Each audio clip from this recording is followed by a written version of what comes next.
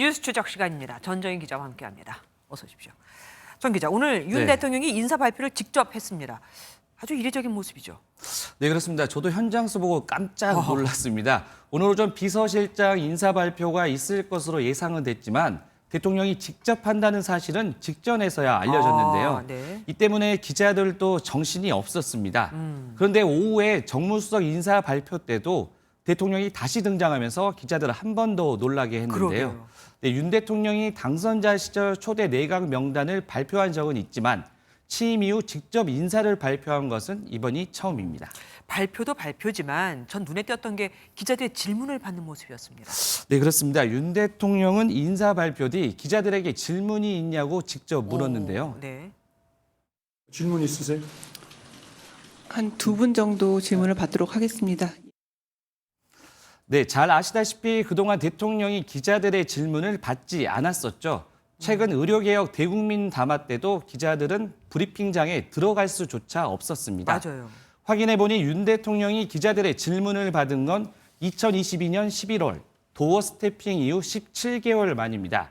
17개월 동안 중단됐던 질의응답이 오늘 하루에만 2번이 진행된 건데요. 그러게요. 윤 대통령은 앞으로 소통을 강화하겠다는 뜻을 직접 밝히기도 했습니다. 그럼 전 기자, 곧 김치찌개 먹는 겁니까? 왜 예전에 기자들한테 김치찌개 끓여준다고 약속했었잖아요.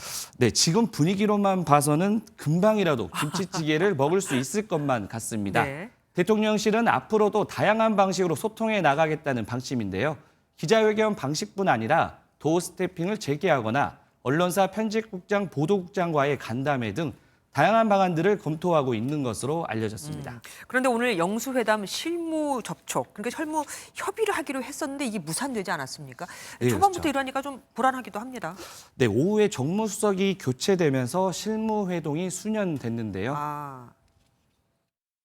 제가 볼 때는 정무수석을 좀 빨리 임명해서 신임 수석이 그런 걸 좀 준비하고 진행하는 것이 좋겠다는 판단을 하게 됐습니다.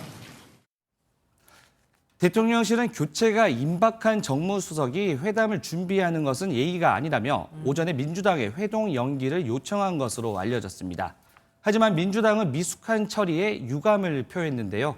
홍철호 신임 정무수석은 오늘 바로 연락을 해서 내일 천준호 비서실장을 만나겠다고 밝혔습니다. 네. 시작부터 삐걱거리는 모습이지만 영수회담을 위한 실무회동은 곧 열릴 것으로 보입니다. 뭐 어쩔 수 없는 연기였던 만큼 기대를 해봐도 되겠습니다. 지금까지 전정인 기자와 뉴스 추적 함께했습니다.